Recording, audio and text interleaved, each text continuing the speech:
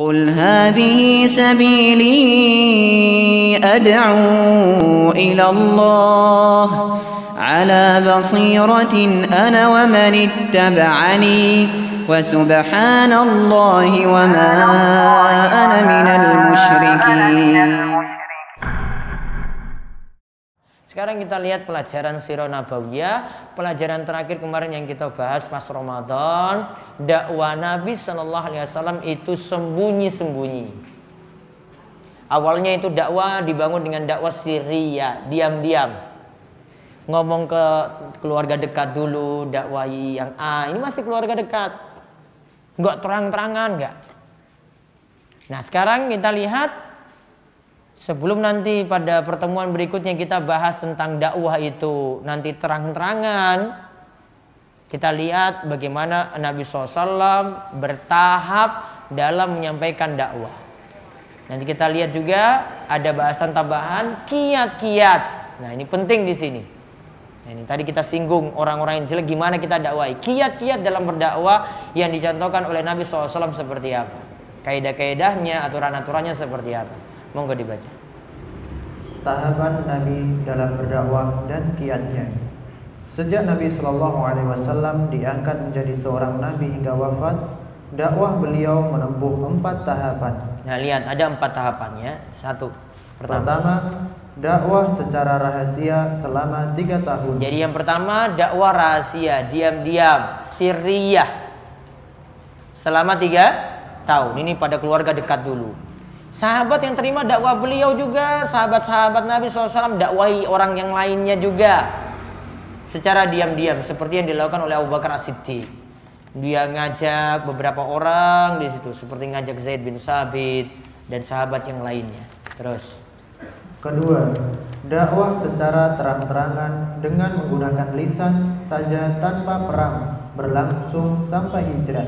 Nah, yang kedua ini belum perang. Baru terang-terangan dengan menggunakan lisan. Berlangsung sampai Nabi SAW berhijrah. Ya, nanti terang-terangannya ini mulai ketika Nabi SAW mendapatkan surat Al-Muddatsir. Ya ayyuhal muddatsir qum fa'anzir wa rabbaka fakabbir wa thiyabaka fatahhir dan seterusnya. Di situ disebut qum fa'anzir, berdiri berilah peringatan. Berdiri lalu berilah peringatan. Maka disuruh ya dakwah terang-terangan. Terus yang ketiga. Dakwah secara terang-terangan dengan berperang melawan orang-orang yang menyerang dan memulai peperangan atau kejahatan. Tahapan ini berlangsung sampai tahun perdamaian Hudaybiyah. Jadi ada perdamaian atau perjanjian namanya Hudaybiyah. Ya, ini sebelum penaklukan kota Mekah. Perjanjian Hudaybiyah itu sebelum Fathul Mekah. Itu Nabi terang-terangan juga. Namun baru defense. Bertahan. Artinya ada yang nyerang, Nabi balas lagi nyerang. Balas lagi untuk mempertahankan diri. Beliau tidak memulai perang terlebih dahulu. Terus yang keempat, dakwah secara terang-terangan dengan memerangi setiap orang yang menghalangi jalannya dakwah atau menghalangi orang yang masuk Islam. Setelah masa dakwah dan pemberitahuan dari kaum musyrik, anti agama atau penyembah berhala. Pada tahapan inilah syariat Islam dan hukum jihad dalam Islam mencapai kemapanannya. Lihat, yang keempat ini baru dakwah terang-terangan. Sekarang gilirannya offense, yaitu nyerang. Ketika Islam sudah kuat, lihat di beberapa tempat itu tidak mau menerima dakwah, maka Nabi SAW berdakwah dulu, dinasihati dulu. Ya, ketika dakwah tidak diterima, baru Nabi SAW itu nyerang di situ. Jadi awalnya dulu diam-diam.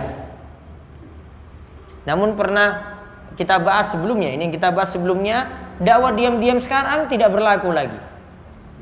Malah kalau dakwanya itu diam-diam untuk saat ini, kita dapat curigai itu aliran sesat. Kenapa diam-diam? Kenapa sembunyi-sembunyi? Kenapa nggak mau terang-terangan? Ayo kita ngaji di rumah saja, nggak usah di masjid. Nanti ketahuan banyak orang nanti kayak gini-gini ini masalahnya. Wah, bisa dicurigai. Dan para ulama itu cirikan seperti itu. Dakwanya diam-diam, sembunyi-sembunyi, nggak mau orang lain itu tahu.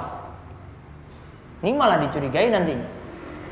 Sekarang nggak berlaku lagi seperti itu. Dulu Nabi SAW punya alasan seperti itu karena memang kondisi saat itu yang mengharuskan Nabi SAW diam-diam. Dan juga supaya orang tuh nggak kaget dengan dakwah Nabi SAW. Jadi sampaikan dulu ke orang yang dekat dulu yang mau nerima, sampaikan lagi ke yang lainnya. Secara bertahap. Nah baru yang kedua terang-terangan. Cuma lisan ngajak orang. Yang ketiga terang-terangan namun tujuannya untuk bertahan saja. Ada yang nyerang, Nabi SAW itu bertahan.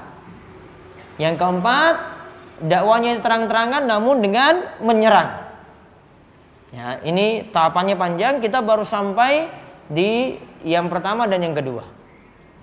Nah sekarang saya jelaskan, ini tadi pembagian dari Syekh Dr. Muhammad Al-Buti, ya, Muhammad Said Ramdan Al-Buti. Itu punya kitab sirah yang bagus. Dia bagi dalam 4 tahapan seperti ini. Berarti kita kalau belajar di sirah Nabi mempelajari 4 tingkatan ini. Nah sekarang saya tambahkan dengan pembahasan kalau Nabi SAW seperti itu dalam berdakwah, bertahap, berarti pelan-pelan beliau itu berdakwah, tidak langsung terang-terangan main serang.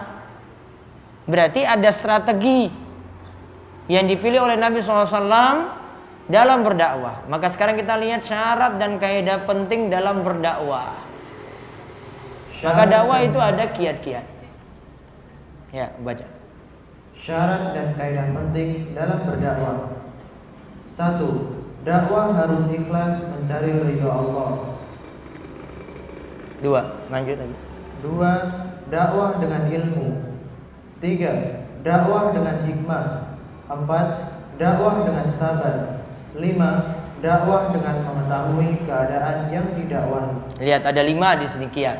Ini disebut dengan syurut wa dhawabit fid dakwah, yaitu syarat-syarat dan kaidah-kaidah penting ketika kita itu mau berdakwah. Siapapun ini, mau ibu pada anaknya, mau suami pada orang di rumahnya, mau ada takmir masjid kepada jamaahnya, pakai aturan ini.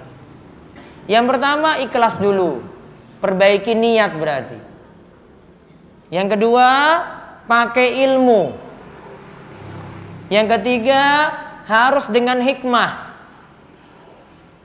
dengan bijak. Yang keempat sabar. Yang kelima tahu kondisi orang yang ingin didakwahi. Nah sekarang kita rinci satu persatu. Dakwah harus ikhlas mencari ridha Allah.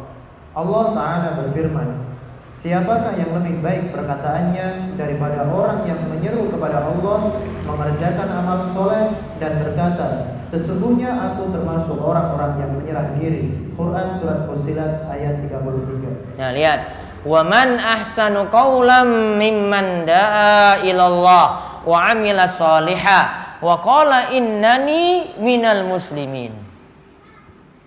Dikatakan siapakah yang lebih baik perkataannya. Berarti di sini dibahas siapa yang lebih baik. Ini para ulama berselisih pendapat tentang ayat ini. Ada yang mengatakan ayat ini menunjukkan keutamaan muazin, tukang azan. Karena dia nyuruh orang untuk datang ke masjid. Kan panggil itu ya kan? Hayya 'alas shalah, hayya 'alas shalah. Ayo datang ke masjid, ayo datang ke masjid. Hayya 'alal falah. Ayolah raih kebahagiaan, keberuntungan. Suruh ke masjid. Maka ada sebagian ulama katakan ini tafsirannya adalah untuk muadzin. Namun yang tepat ini pokoknya untuk setiap orang yang ngajak orang lain dalam kebaikan. Mau dia itu pendakwah atau dia cuma sekedar pengajak saja, ngajak orang dalam kebaikan masuk dalam ayat ini. Maka disebutkan di sini mimman da'a ilallah. Siapakah yang lebih baik perkataannya daripada orang yang menyeru kepada Allah. Berarti dakwah itu mengajak kepada Allah, bukan kepada golongan, bukan pada person, bukan pada tokoh, bukan pada golongan tertentu, bukan pada kelompok tertentu. Maka kalau mau tahu ciri-ciri suatu aliran bermasalah, coba lihat itu ditokohkan siapa di situ. Kadang beberapa aliran itu pakai nama tokoh besarnya. Ya. Kalau dia itu agungkan tokoh ini, iya itu nama alirannya. Ya, kalau dia pakai tokoh ini itu nama alirannya. Nah, itu bisa dicurigai, wah ini terlalu mengkultuskan ke tokoh di sini berarti. Kita hanya boleh mengkultuskan Nabi sallallahu alaihi wasallam, enggak boleh tokoh. Manusia selain Nabi enggak boleh. Yang mau ditokohkan itu Nabi SAW. Yang mau diteladani itu cuma kanjeng Nabi. Kalau selain Nabi kok ini jadikan nama alirannya, wah ini masalah ini. Dia bukan ngajak kepada Allah. Kalau kita ikuti Nabi berarti kita ngikuti Allah di situ. Namun kalau kita itu ngikuti tokoh, ya selain Nabi SAW, berarti sudah bukan diajak lagi kepada Allah. Maka jangan dakwain orang itu ngajak ikut saya, namun ngajak untuk ikuti tuntunan Nabi SAW. Itu jadi masalah itu. Pokoknya kalau kamu nggak ngaji dengan saya, wah sesat kamu. Wah itu sudah masalah. Kalau ada kiai atau ustadz bilang kayak gitu, wah itu sudah masalah dia. Kok cuma dengan kamu saja, yang lain nggak boleh? Itu kena masalah. Ya dakwahnya sudah nggak ikhlas lagi. Ya atau dia hukum, wah pokoknya yang lainnya itu sesat, ini gini. Yang benar cuma saya saja. Kamu harus ikut ini. Apalagi kalau diancam-ancam lagi dengan neraka macam-macam lah. Atau diancam lagi misalnya, ini paling sering pakai istilah baiat. Kalau kamu tidak baiat dengan kelompok ini, maka kalau matinya dalam keadaan mitatal jahiliyah. Mati dalam keadaan matinya jahiliyah. Matinya jahiliyah gimana? Menurut mereka, versi mereka, mati kafir. Nah, ini beberapa aliran dulu seperti itu. Masih ada sampai saat ini. Pakai istilah baiat. Baiat itu janji setia. Kalau tidak mau janji seperti itu pada kelompoknya, sesat. Matinya kalau dalam keadaan mati tidak berbaiat, apa katanya? Mati dalam keadaan mati jahiliyah, mati kafir. Oh, berarti dia sudah kafirkan orang. Cuma kelompoknya saja yang selamat, di luar kelompoknya kafir. Nah, ini ciri-ciri aliran yang bermasalah juga. Dia menyelisih ayat ini. Karena ayat ini mengatakan menyeru kepada Allah. Berarti kita diajak kepada jalan Allah. Bukan kelompok, bukan person, bukan tokoh. Ya, jadi dakwah yang pertama harus ikhlas dulu. Orang yang mau berdakwah, dakwahnya ikhlas. Perbaiki niat. Niatnya apa? Untuk ngajak orang pada kebenaran, untuk ngajak orang ikuti Al-Quran, untuk ngajak orang ikuti hadis Nabi SAW, untuk ngajak orang untuk baik. Baiknya bukan lewat dirinya, siapa saja dia dapat kebaikan. Terus yang kedua, dakwah dengan ilmu. Dakwah dengan ilmu. Umar bin Abdul Aziz mengatakan, barang siapa yang beribadah kepada Allah tanpa ilmu, maka ia akan membuat banyak kerusakan dibanding mendatangkan banyak kebaikan. Begitu pula ibunya. Begitu pula Mu'adz bin Jabal pernah mengatakan, ilmu adalah pemimpin amalan, sedangkan amalan itu berada di belakang ilmu. Terus Syekhul Islam Ibnu Taimiyah. Syekhul Islam Ibnu Taimiyah rahimahullah mengatakan, jika seseorang membekali dirinya dengan ilmu, maka itu akan membuat lebih cepat mengantarkan pada tujuan. Lihat. Orang dakwah modal penting itu ilmu, bukan modal semangat. Bukan wah ayo kita dakwah, nggak bisa. Apa modalmu? Modal pentingnya itu apa? Ilmu. Mau nasihati anak, ilmu dulu. Mau nasihati keluarga juga dengan ilmu. Nggak mesti hafal dalil, yang penting paham. Nggak mesti dengan anaknya, ini Allah berfirman kayak begini, Nabi SAW bersabda kayak gini, wah berat itu, wah ini mama ini sudah jadi qala Allah dan qala Rasul aja ini. Ya, firman Allah, firman sabda Nabi saja yang di bawah. Nggak perlu. Yang penting paham. Ya, oh ini saya ngajak kayak gini, ya ini dalilnya dulu pernah saya pelajari, sudah saya cuma tahu kayak gitu, ngajak seperti itu. Berarti sudah punya ilmu. Ilmu seperti itu, ilmu nggak disuruh hafal ini dalilnya. Yang penting dia sampaikan dengan ilmu yang benar. Tidak cukup dengan modal apa? Semangat. Kalau saya kadang nyebut itu kasarnya itu nggak cukup dengan modal kompor dan kasur saja. Paham ini? Ini biasanya bapak paham ini kalau saya sebut kayak gini. Jadi kan bawa kompor, bawa kasur keliling-keliling, ya, nggak punya ilmu, nyesatkan orang.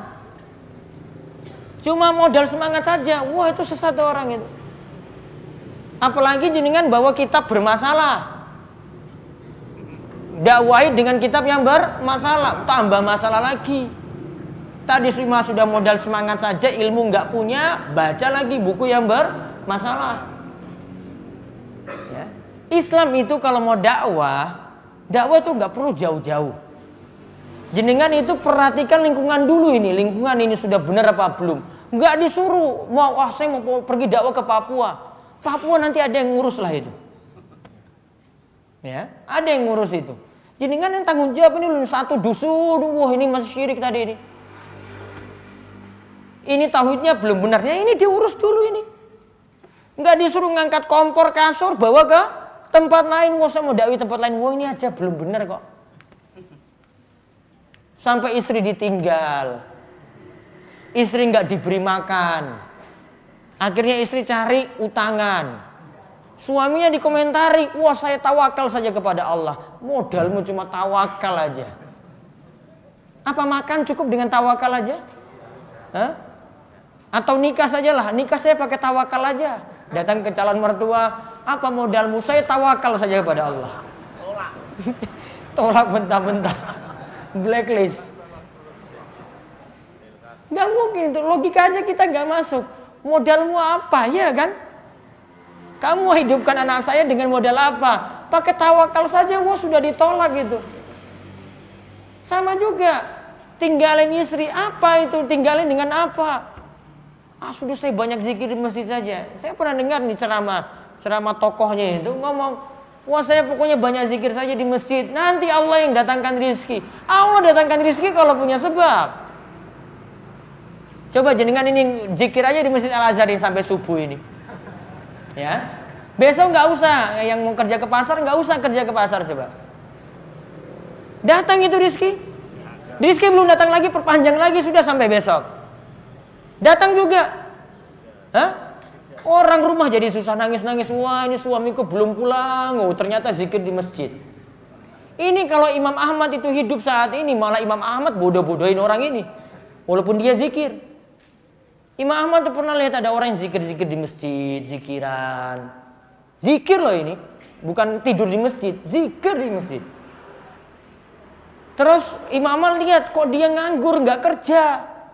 Orang ini jawab, saya pasrah saja pada Allah. Imam Ahmad jawab, kamu ini cuma nyusah-nyusahkan orang aja.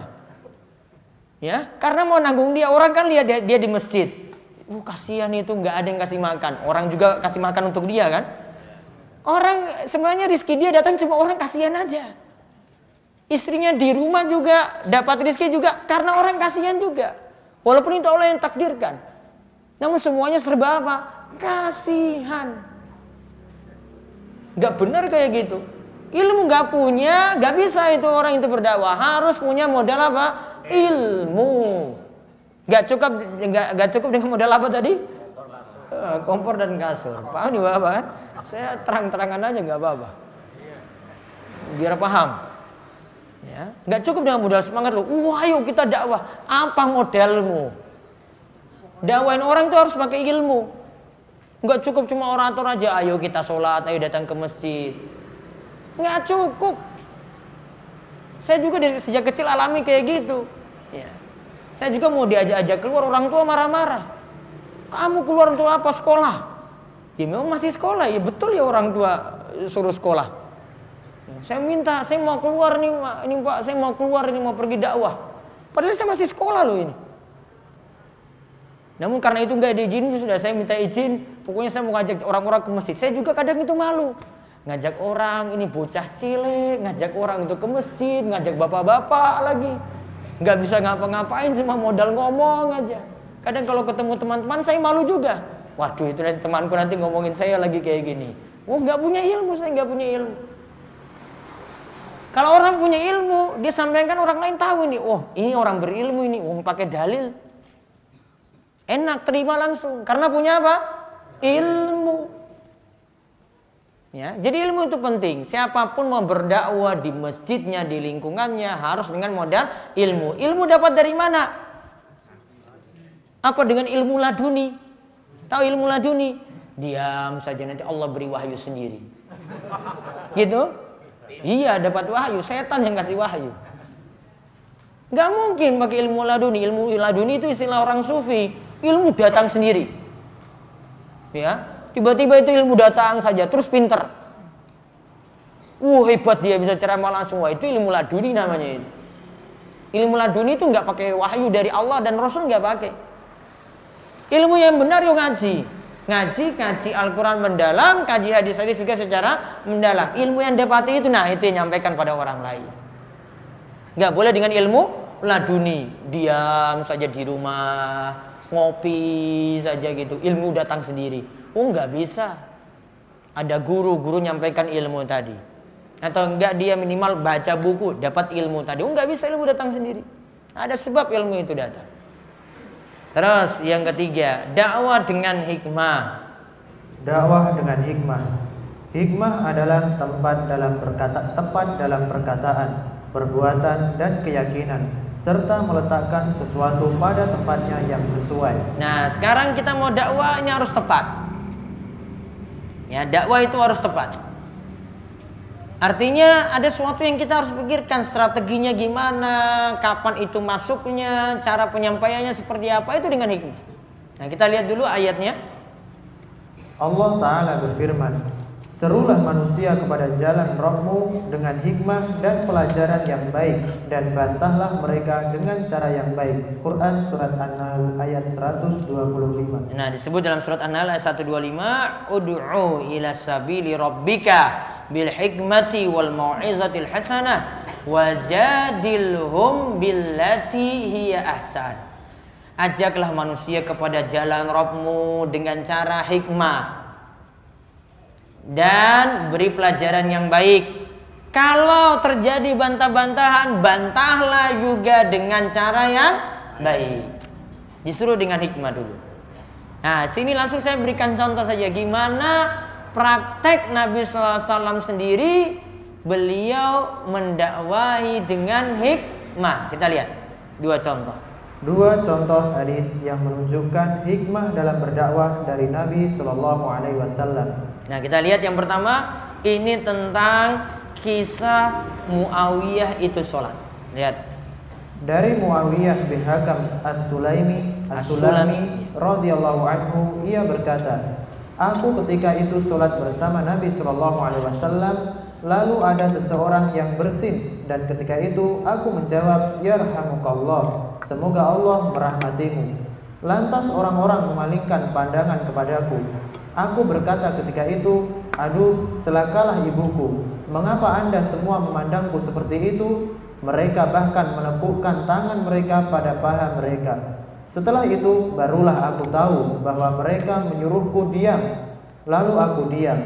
Tatkala Rasulullah SAW selesai sholat, ayah dan ibuku sebagai tebusanmu, ungkapan sumpah Arab. Aku belum pernah bertemu seorang pendidik sebelum dan sesudahnya yang lebih baik pengajarannya daripada beliau. Demi Allah, beliau tidak menghardikku, tidak memukul, dan tidak memakiku.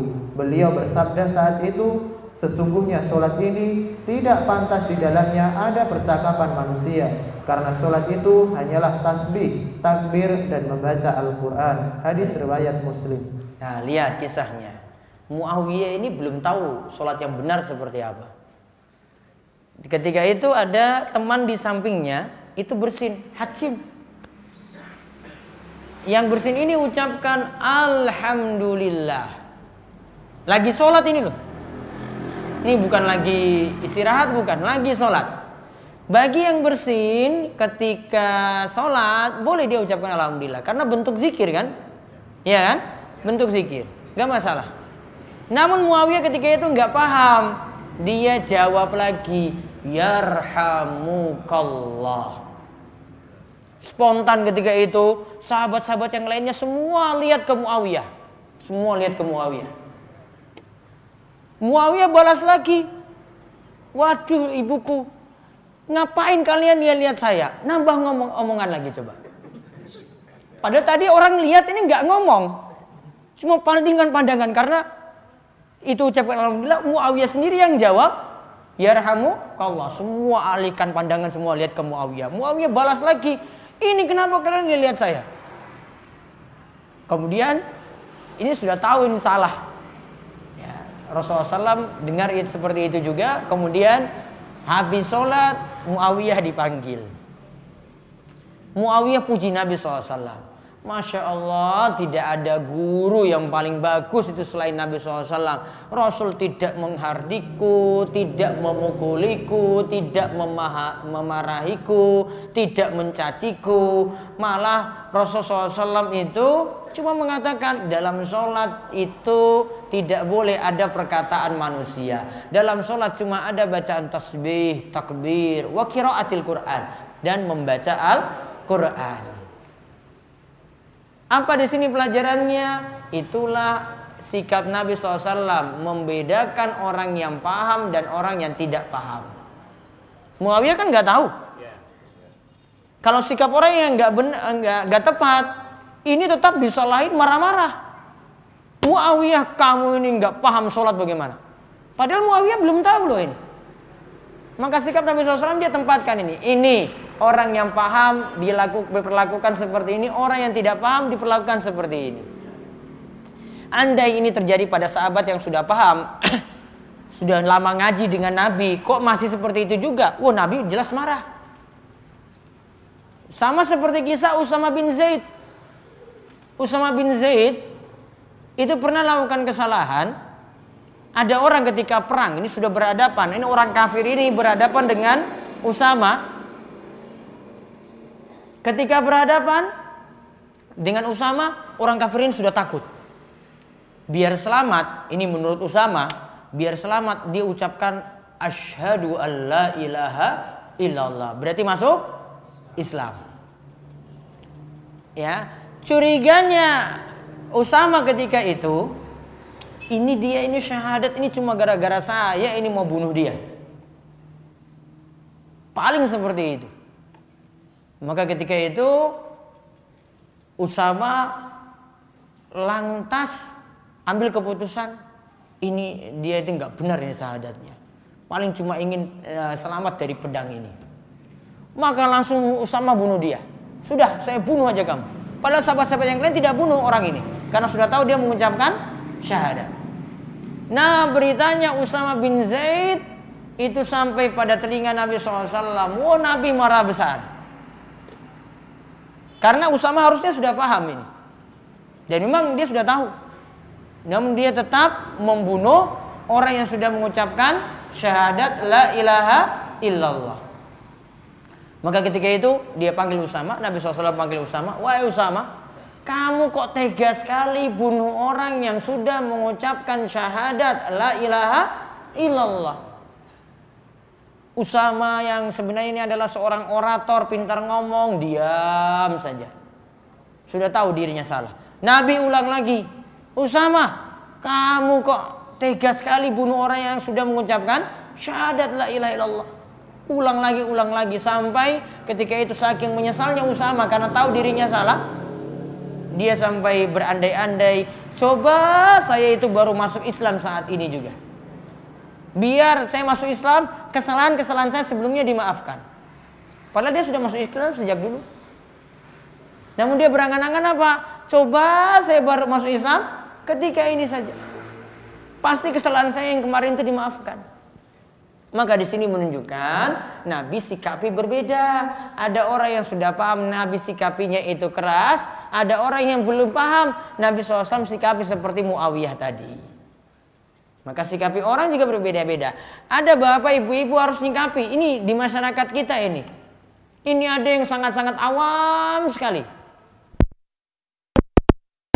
Beda dengan orang yang sudah paham, kuliahnya tinggi. Tentu penyikapannya berbeda, nggak bisa sama. Kita ngomongnya di sini pelan-pelan, kita ngomongnya yang ini mungkin dengan dalil-dalil yang lebih jelas lagi. Penyikapannya seperti itu. Nah, sekarang contoh yang kedua dari Anas bin Malik. Dari Anas bin Malik radhiyallahu anhu, beliau berkata, ada seorang Arab Badui pernah memasuki masjid, lantas ia kencing di salah satu sisi masjid. Lalu para sahabat menghadirnya. Namun Nabi SAW melarang tindakan para sahabat tersebut. Tatkala orang tadi telah menyelesaikan hajatnya, Nabi SAW lantas memerintah para sahabat untuk mengambil air, kemudian bekas kencing itu pun disirami. Hadis riwayat Bukhari dan Muslim. Nah, lihat. Arab Badui masuk masjid lantas pipis di pojok masjid. Coba kalau ada Arab kayak begini datang ke sini terus kencing di sini, coba apa sikap bapak-bapak? Hah? Bakar ya. Ramo gitu sudah habis-habisan itu ya. Nggak ada yang terima. Sahabat nggak ada yang terima juga. Namun Rasulullah SAW sikapnya biasa karena tahu ini Arab Badui, mungkin pendidikannya kurang, nggak paham. Ya. Ketika itu Nabi SAW biarkan. Dan Nabi suruh para sahabat, sudah biarkan dia rampungkan kencingnya. Pertanyaannya, kalau bapak kencing bisa nggak berhenti tiba-tiba? Ya? Misalnya jenengan kencing sembarangan terus ada, pak nggak boleh kencing situ, langsung bisa berhenti? Oh nggak bisa itu. Sebentar mas, ini rampungkan dulu mas.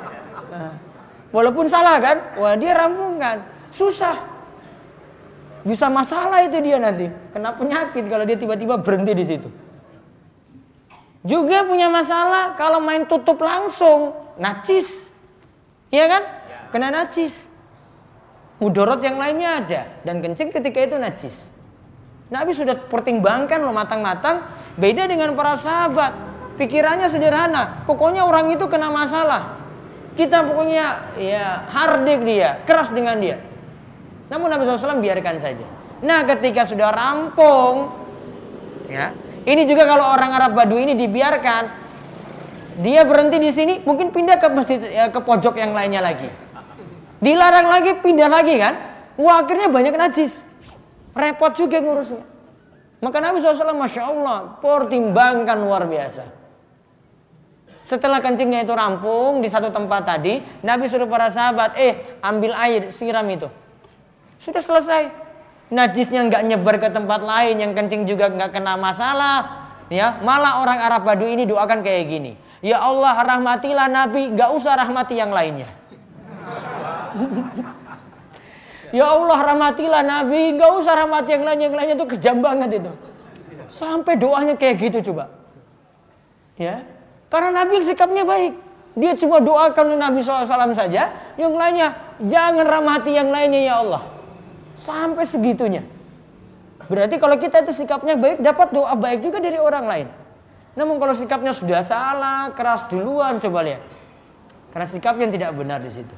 Nah itulah dua contoh hikmah yang Nabi SAW contohkan langsung. Kalau kita mau lihat contoh hikmah dalam berdakwah, ada beberapa berikut ini. Coba dibaca contoh hikmah. Contoh hikmah dalam berdakwah.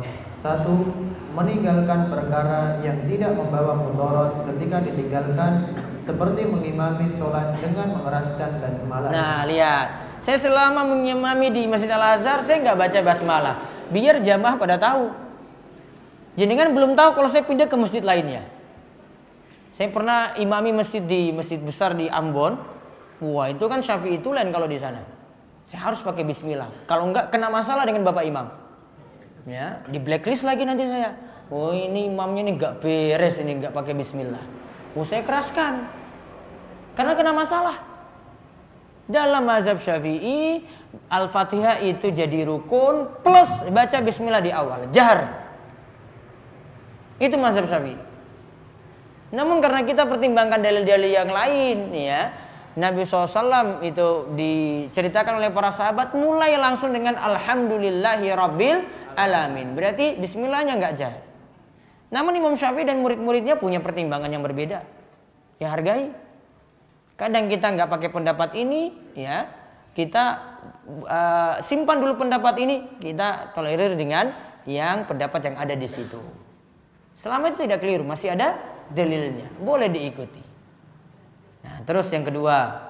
2. Mengambil pendapat yang sesuai dengan masyarakat selama tidak bertentangan dengan dalil. Nah, mengambil pendapat yang Sesuai dengan masyarakat, selama tidak bertentangan dengan dalil.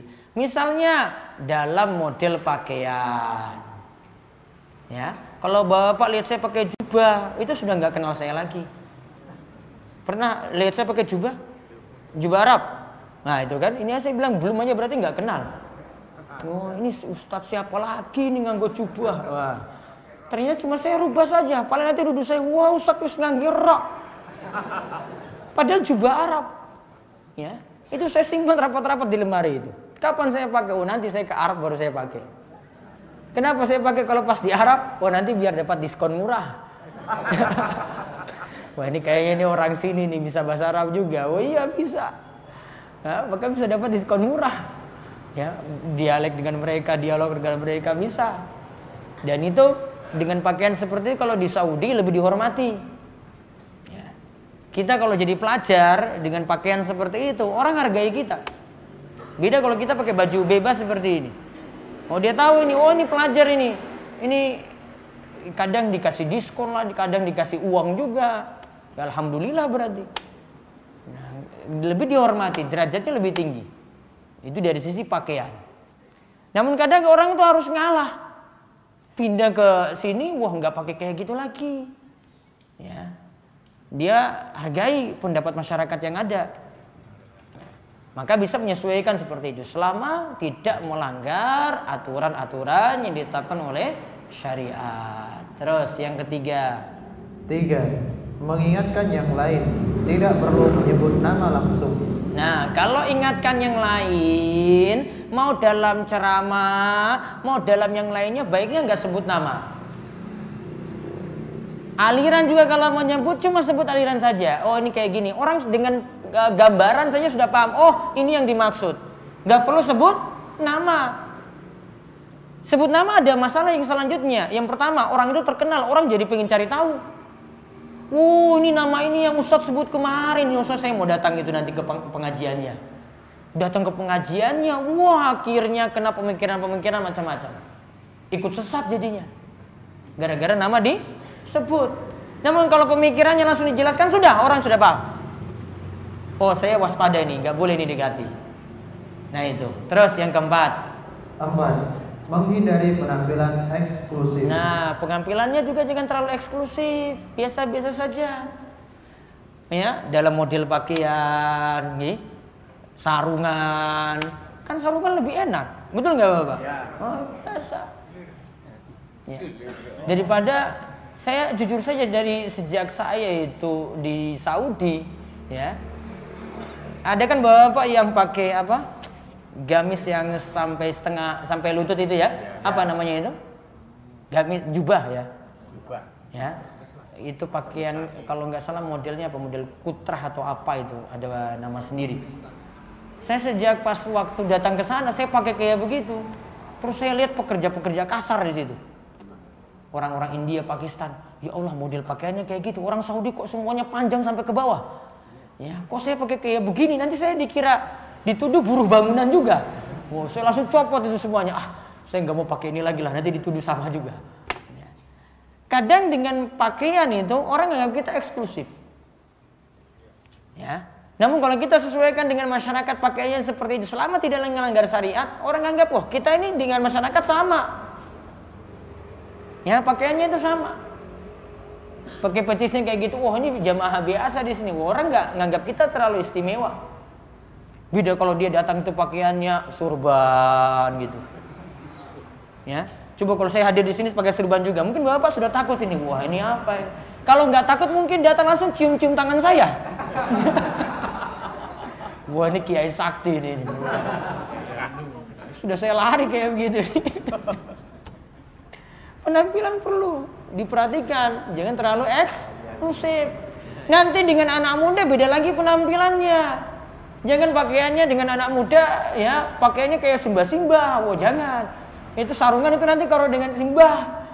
Kalau dengan yang anak-anak muda, wah pakai lagi, gaul lagi gitu. Enggak eksklusif, selevel.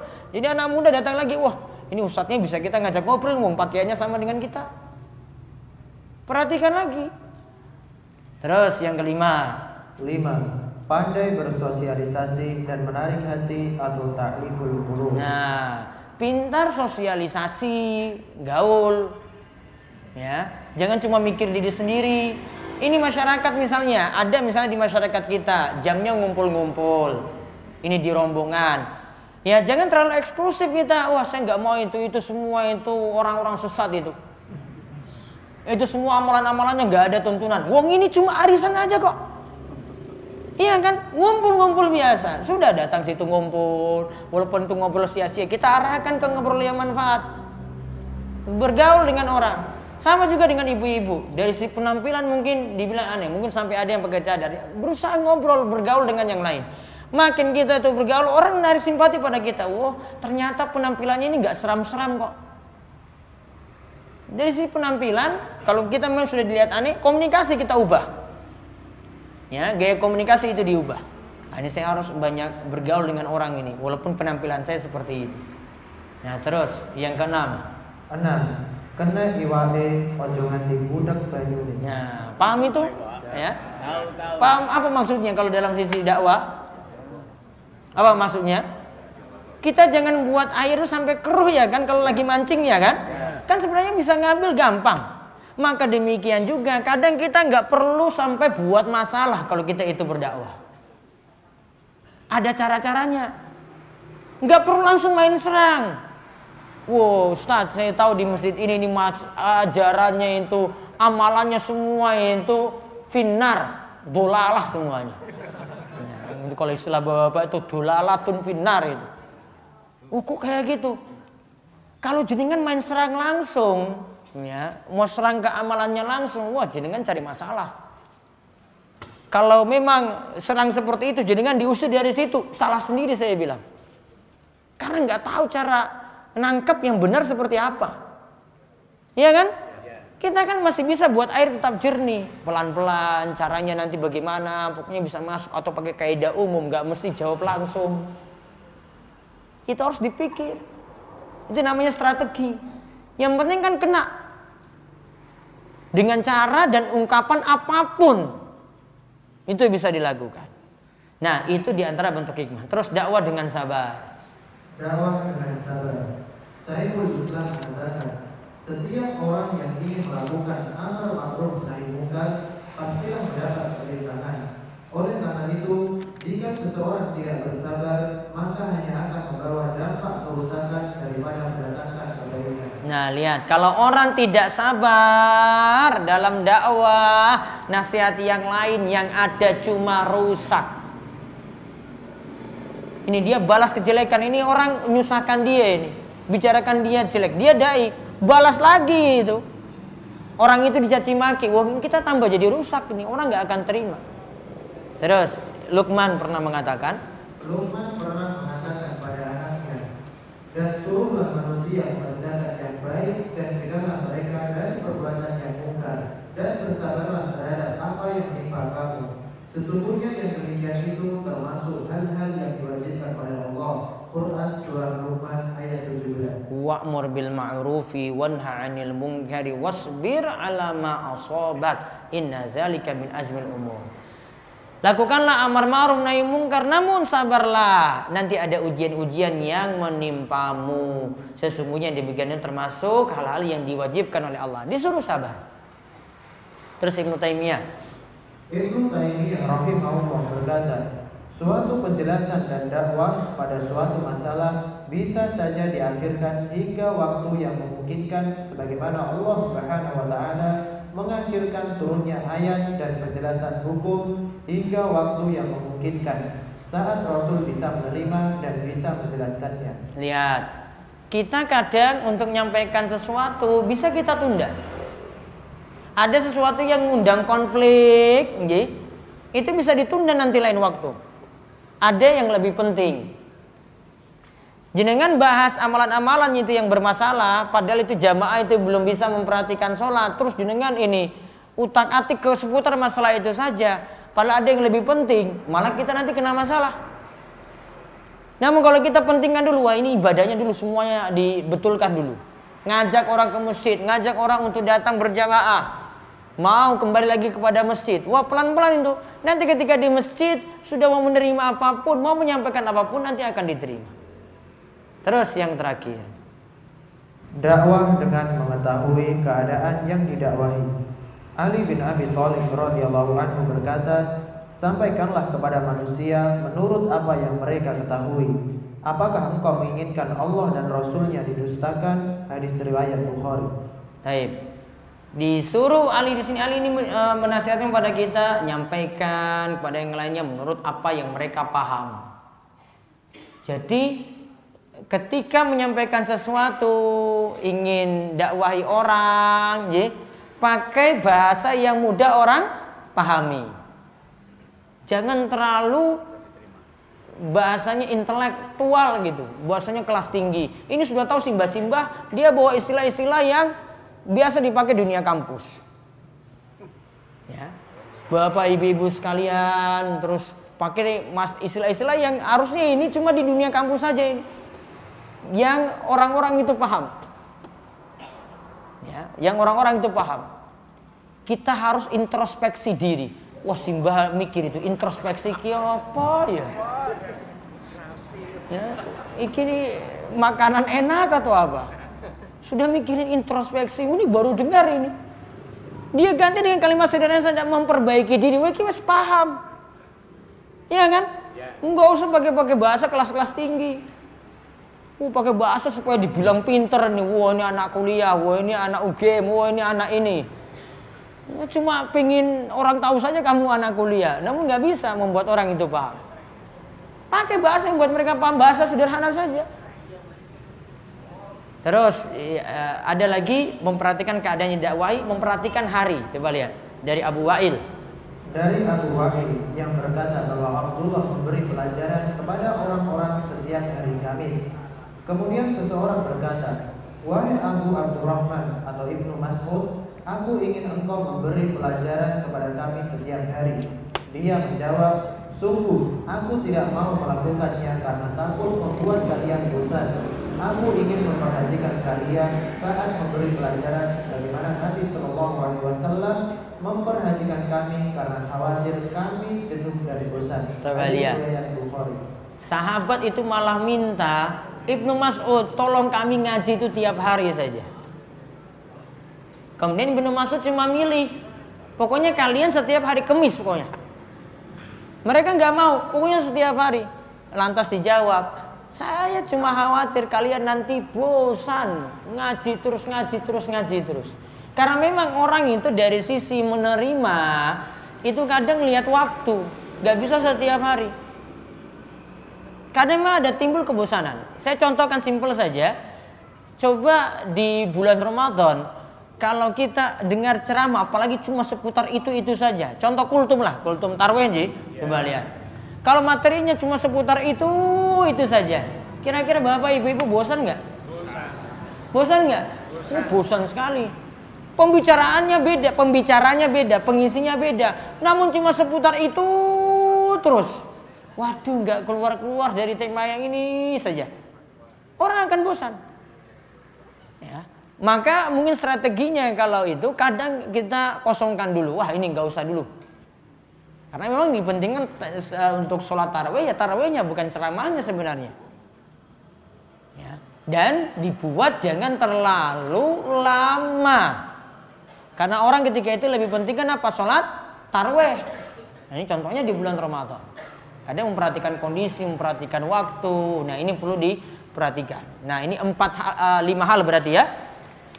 Syarat dan kaidah penting dalam berdakwah. 1, ikhlas. 2, ilmu. 3, hikmah. 4, sabar. 5, melihat keadaan yang didakwahi. Wallahu a'lam bishawab. Ini yang bisa kami sampaikan di kesempatan malam hari ini. Pengumuman.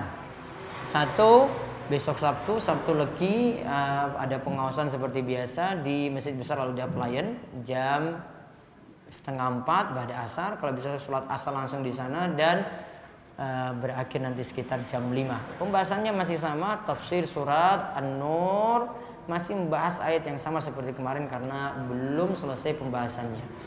Kemudian yang berikutnya lagi, untuk kajian Ahad saya belum bisa memberikan keliling, ya, karena banyak rewang, jagong dan nyumbang-nyumbang.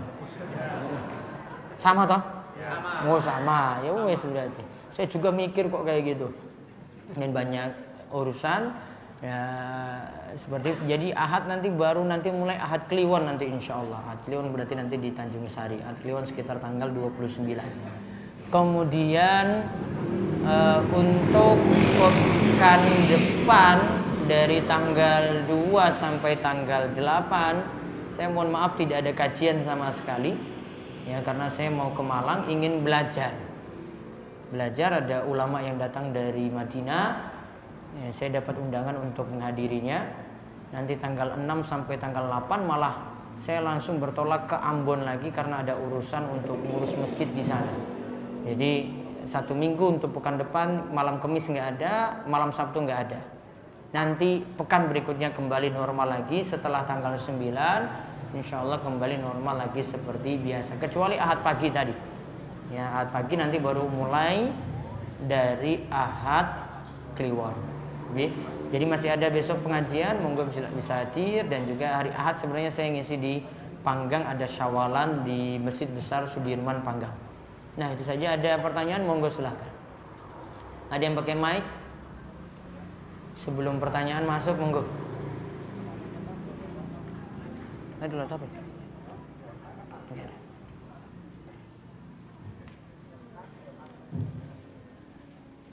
Ya, di mana ini? Atas bawah? Atas, ya. Waalaikumsalam warahmatullahi wabarakatuh.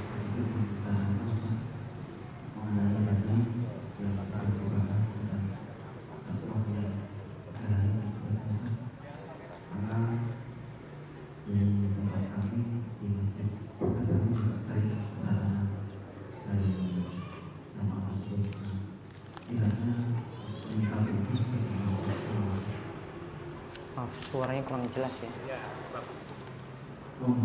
Iya. Iya. Tadi kan ada pembahasan mengenai dari dakwah yang ada kaitan dengan itu kan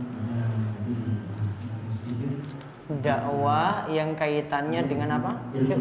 Ilmu. Terus kemudian tadi dicontohkan tentang yang sering tinggal di luar itu.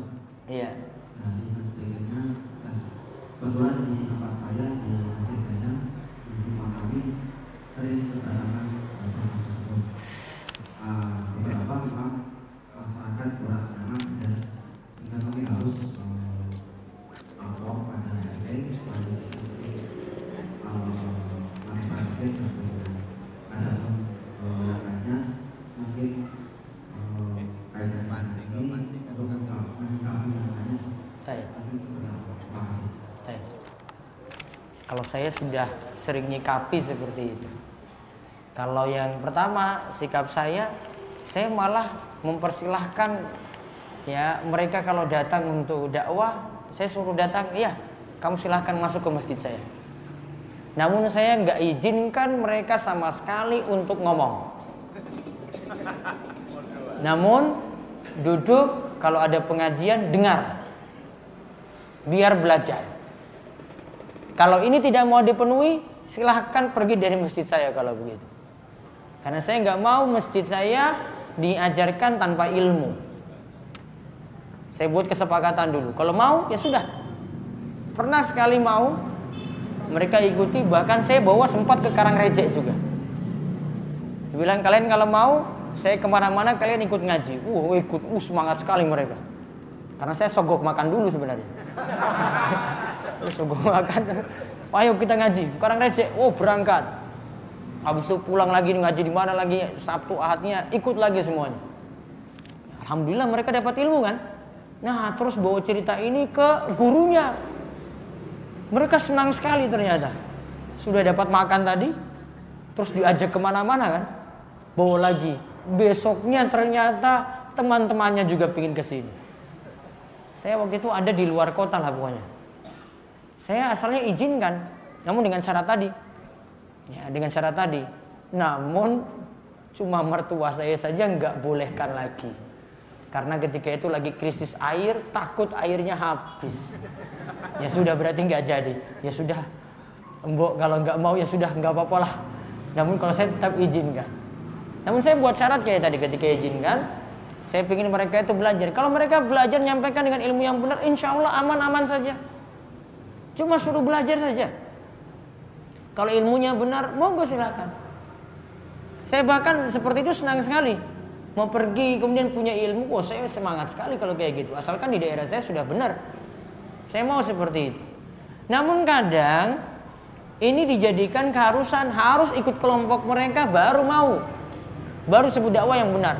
Wong saya pernah ketika di Arab itu saya mau pergi ngajar ke TKI. Ketika pergi naik taksi ketika itu ada supir, ya, dia bilang saya seperti ini, ya, ayo kamu keluar bareng saya. Maksudnya pergi khuruz bareng saya. Saya jawab lagi, emangnya saya ketika ini nggak khuruz kayak begini? Khuruz juga saya ini, keluar juga sama. Ya, jadi dia nganggap itu harus dengan dia. Wong saya juga sama-sama dakwah kok. Masa dianggap berbeda? Nah ini berarti sudah main kelompok lagi. Kalau seperti ini, wah sudah fanatik yang berlebihan, nggak boleh. Ya, jadi syaratnya untuk mereka beda syarat. Mau ngaji, kalau memang yang di masjid itu nggak bisa memberikan ilmu, ya sudah, tinggal pertimbangkan. Ya tinggal pertimbangkan saja. Mau persilahkan ya, itu pilihan masing-masing. Ya, namun saran saya coba ditimbang baik-baik dengan meminta kesepakatan dengan Pak Duko, dengan Pak RT, ya untuk dibolehkannya hal itu. Karena ini menyangkut masyarakat juga. Karena ini memasukkan orang luar untuk masuk ke tempat kita. Jadi dipertimbangkan baik-baik untuk hal itu. Wallahu a'lam. Ada lagi satu? Baik, saya baca langsung lewat kertas ya. Bolehkah bersandar menggunakan dua tangan, bukan hanya dengan tangan kiri saja? Kalau duduk biasanya kita duduk di lantai bersila kayak gitu, ada larangan duduk sandarnya dengan tangan kiri saja. Kiri saja nggak boleh. Namun kalau tangan kanan saja boleh. Kalau dengan dua tangan boleh juga. Kenapa tangan kiri? Ya tidak dibolehkan. Pokoknya Nabi SAW sampaikan itu duduk orang yang dimurkai. Kok bisa dimurkai seperti itu? Pokoknya manusianya pada Nabi SAW. Ini dalam masalah kita menerima dalil seperti itu. Nabi bilang seperti itu terlarang, ya sudah. Sebagaimana Nabi SAW melarang makan dengan tangan kiri, sudah terima saja. Ini masalah dengan tangan kiri itu kenapa? Wallahu a'lam. Ya, pokoknya kita manut dulu pada dalil seperti itu. Ustaz, apa itu salafiyun? Kalau istilah salaf itu istilah para ulama sudah gunakan dari dulu, ya. Kadang mereka gunakan ini untuk menyifati para sahabat. Para sahabat itu namanya salafus soleh. Ya, para sahabat itu namanya salafus soleh. Kenapa disebut salafus soleh? Salaf itu artinya yang terdahulu, soleh itu yang terbaik atau orang-orang soleh. Orang-orang terbaik terdahulu. Karena para sahabat generasi emas. Nggak ada yang sanksi untuk hal ini. Para sahabat itu generasi emas. Sehingga para ulama sebut kalau ada yang menyandarkan kepada istilah salaf tadi, ya, maka ini adalah istilah untuk orang-orang yang memang ingin ikut metode para sahabat dalam beragama. Boleh seperti itu, dan ini istilah umum. Ini bukan istilah aliran. Karena dia sandarkan pada tokoh yang ada dulu. Tokohnya siapa? Nabi SAW. Maka boleh menggunakan istilah semacam itu. Namun ingat, ini bukan aliran atau kelompok tertentu. Kalau ada yang jadikan aliran atau kelompok tertentu, malah jadi masalah. Ya, malah dia jadi masalah ketika itu. Adakah mazhab Asy'ari? Iya. Asy'ari ini pembagian para ulama dalam beberapa bukan mazhab sebenarnya. Namun ini karena mengikuti Abul Hasan al-Asy'ari, maka pengikutnya namanya kalangan Asy'ariyah, ya, Asy'ariyah, atau mereka sebut dengan Asy'ariyah. Nah itu ada pembahasannya sendiri. Di antara penyimpangan dari Abul Hasan al-Asy'ari itu dalam masalah nama dan sifat Allah. Kemudian diteruskan lagi oleh murid-muridnya seperti itu. Namun Abul Hasan Al-Asy'ari sudah tobat. Namun murid-muridnya masih mengikuti pemahamannya yang lama. Pengikutnya masih memakai pemahamannya yang lama. Namun Abul Hasan Al-Asy'ari sudah tobat. Kembali lagi ke pemahaman Rasul dan para sahabat. Mengapa tidak boleh belajar ilmu filsafat, Ustadz? Karena filsafat bikin susah. Kita mikir sesuatu itu ya semuanya pakai standar logika, cara berpikir nanti ketika itu. Ini Allah bagaimana? Ini masuk akal nggak ya? Semuanya dengan pertimbangan akal. Sedangkan kalau muslim itu ingin beragama, kita pertimbangkan dalil. Tadi yang saya sebutkan tadi. Kenapa tidak boleh sandar dengan tangan kiri tadi? Kita pertimbangkan dalil. Ini nggak pakai akal.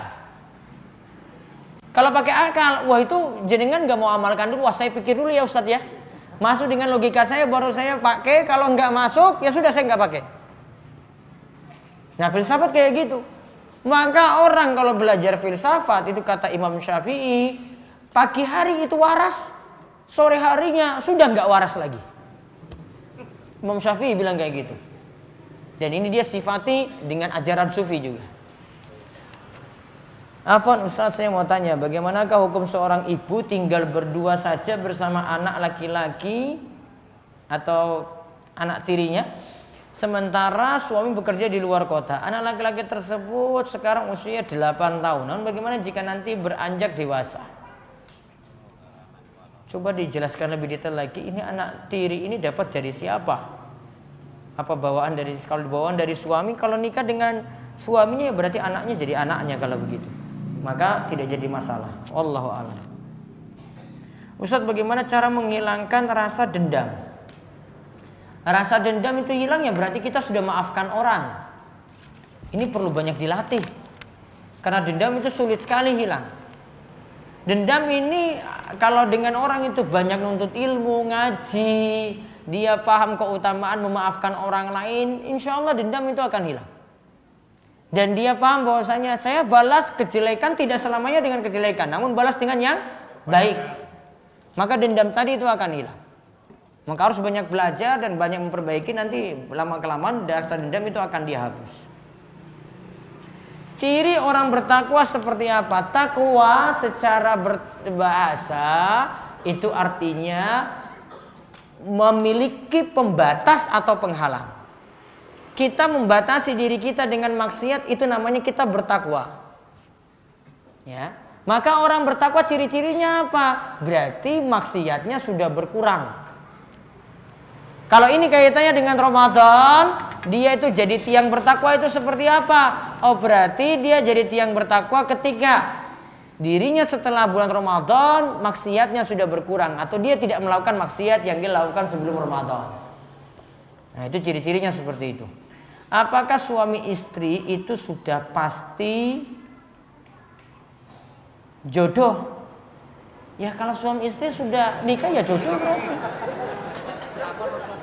Lalu bagaimana kalau terjadi perpisahan? Apakah takdirnya memang jodoh tidak langgeng? Ya berarti memang tidak jodoh lagi kalau sudah cerai. Namun ketika masih suami istri, ya jodoh. Iya kan? Atau dari awal sebenarnya tidak jodoh, tetapi dipaksakan. Wong kamu pilih, yuk pilih sendiri. Gimana mau dipaksakan? Iya kan? Apa jodoh itu Allah paksakan? Atau ginilah kita jawabannya kayak gini. Ah ini jodoh saya, ini Allah ini paksa saya ini dengan suami saya. Apa kayak gitu? Tidak. Oh enggak. Wong dulu dia itu milih-milih sendiri. Ah saya serak dengan yang ini. Ya sudah itu berarti pilihanmu. Allah enggak maksa sama sekali. Kalau toh nanti jadinya itu jadi pisah, ya itu memang takdirnya juga sudah pisah. Oh berarti ketika itu tidak jodoh lagi. Allah juga sudah tahu. Ya, Allah sudah tahu sebelumnya. Enggak mungkin Allah baru tahu belakangan. Ya, enggak mungkin ilmu Allah itu datang belakangan. Oh ini cerai, Allah baru tahu. Oh enggak mungkin. Takdir Allah dalam hal ilmu tidak mungkin datang belakangan. Allah tahu sebelumnya. Tahu seketika 50.000 tahun sebelum penciptaan langit dan bumi. Bagaimana menghadapi orang, bahkan teman kita yang menghina orang yang berjidat hitam dengan alasan Rasulullah SAW jidatnya tidak hitam, bahkan menuduh dengan tuduhan Wahabi. Intinya masalah jidat tadi itu sebenarnya sebenarnya karena ya tanda tertentu saja, namun bukan menunjukkan kesolehan seseorang. Ya, ini belum tentu menunjukkan dia paling soleh juga enggak. Sehingga untuk menghina orang seperti ini rawan sekali. Sikap kita kalau lihat ada orang yang berjidat, sikap kita itu husnuzon pada dirinya. Oh, itu ibadahnya luar biasa. Namun kalau kita yang punya, kita harus rendahkan. Ini saya ibadahnya itu masih kurang. Bukan malah kita jadi pamer-pamerkan. Wah, ini memang saya ini ibadahnya ini sudah wah. Yang itu belum jidatnya itu belum hitam kok. Bukan tanda seperti itu. Terus, Ustaz, apakah termasuk berlebihan bila kita membungkukkan badan pada saat melewati jamaah yang duduk? Karena kita ingin mengisi saf depan yang masih kosong. Wallahualam, saya masih menganggap itu bukan bentuknya rukuk dan itu bukan bentuk dalam kerangka ibadah pada orang lain. Cuma menunjukkan permisi saja. Apakah doa orang yang berpuasa sunnah juga akan mudah diijabahi seperti doanya orang yang berpuasa di bulan Ramadan? Iya. Secara umum keadaan puasa itu keadaan kita butuh pada Allah. Setiap keadaan yang kita itu butuh kepada Allah itu adalah keadaan yang mustajab terkabulnya doa. Bagaimana caranya agar kita tidak merasa menyesali takdir yang kita terima sehingga kita tetap berpegang teguh kepada Allah Subhanahu wa taala. Biar tidak menyesal dengan takdir, harus nerima. Tahu bahwasanya semua yang Allah takdirkan itu baik bagi kita. Asa an takrahu syai'an wa huwa khairul lakum. Boleh jadi engkau menganggap sesuatu itu jelek, ternyata itu baik bagimu. Harus yakini seperti itu. Ini kaidah untuk memahami takdir seperti itu. Kita rasa itu berat takdir kita ini, itu baik. Itu menurut Allah itu baik. Karena di balik itu banyak sekali hikmah yang Allah itu berikan. Saya memiliki tetangga nenek tua yang sering berjualan sendirian di sebuah toko. Saya ingin membantu tapi takut karena ada rokok yang dijual. Apakah yang sebaiknya saya lakukan? Hukum jual rokok apa? Masalah enggak? Rokok hukumnya apa? Makruh apa haram? Kalau rokok hukumnya makruh berarti jual rokok makruh. Kalau rokok hukumnya haram, berarti jual rokok hukumnya haram juga. Tergantung jenengan milih apa.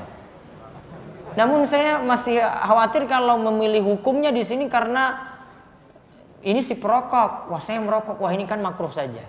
Wah, ini cuma main-main hukum di sini. Ya, kalau dengan saya nggak pakai makruh-makruh untuk rokok. Ya, kalau sudah jelas rokok itu membunuhmu, ya haram berarti. Maka hukum jualnya tidak boleh. Mandi biasa bisa diniatkan menjadi mandi besar. Taib. Bukankah mandi junub atau besar terdapat wudhu? Wudhunya nggak wajib. Saya misalnya mandi pagi, sekalian saya niatannya mandi junub. Saya nggak pakai wudhu, langsung guyurkan air ke seluruh badan. Ingat, untuk rukun mandi cuma dua. Yang pertama niat, yang kedua guyurkan air ke seluruh badan. Badan sudah kena air semuanya, tanpa wudhu sah. Adapun wudhunya sebelum mandi hukumnya sunnah. Pada mazhab Syafi'i, Al-Fatihah wajib dibaca termasuk pada saat menjadi makmum. Kalau begitu apabila makmum masbuk dan mendapatkan rukuk dan tidak sempat membaca Al-Fatihah, menurut mazhab Syafi'i bagaimana? Kalau menurut mazhab Syafi'i dapat rukuk dapat 1 rakaat. Jadi beda pembahasannya dengan Al-Fatihah tadi. Maka kalau dia dapat rukuk dapat 1 rakaat, berarti Al-Fatihahnya sudah ditanggung oleh imam.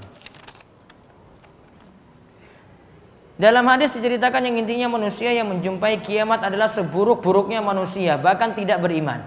Kalau ditarik takdirkan mereka belum mati sehingga bisa melihat kiamat merupakan takdir Allah karena ajal tidak bisa maju atau mundur. Kalau begitu mereka sama saja tidak ada pilihan.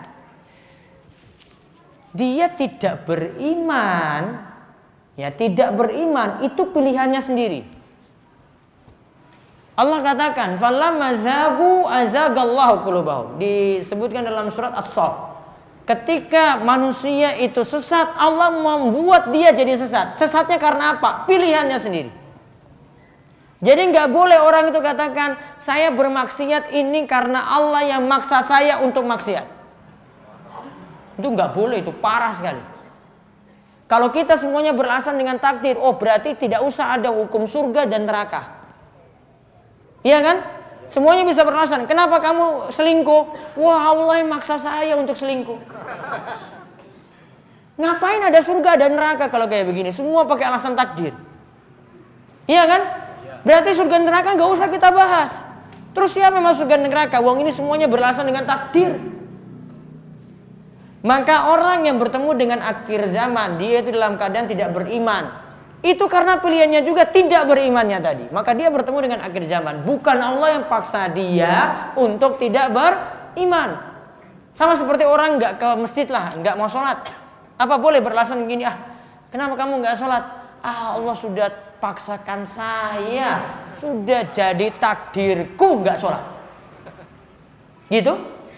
Oh, malaikat catat dia, kamu memang dasar malas kok. Nggak bisa beralasan dengan takdir. Jadi takdir tetap manusia punya pilihan.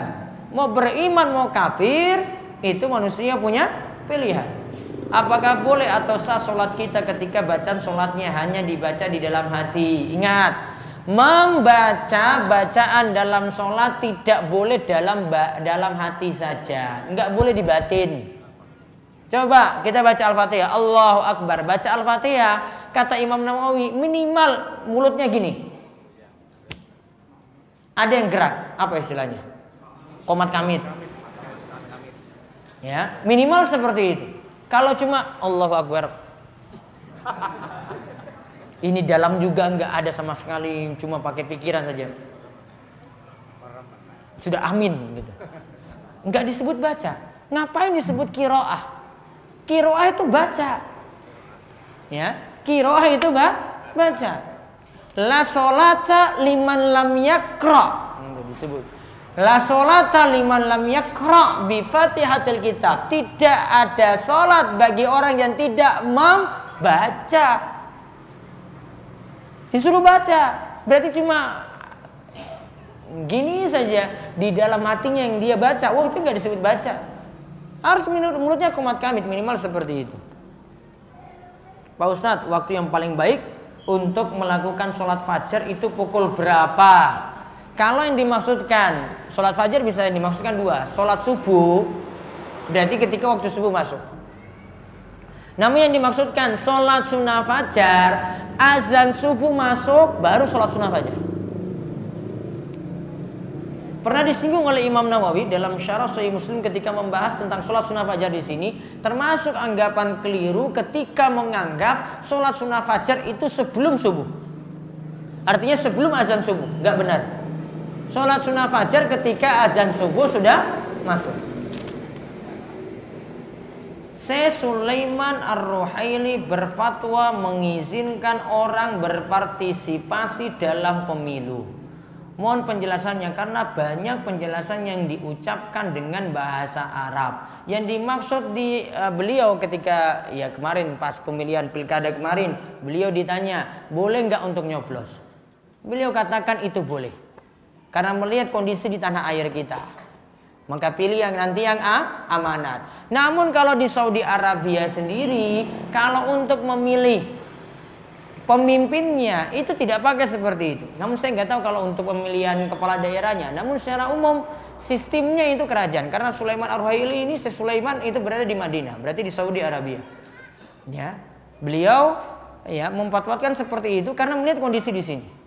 Beda kalau beliau fatwakan di negara beliau. Kalau negara beliau sistem kerajaan. Calon untuk raja itu sudah disiapkan sebelumnya pangerannya.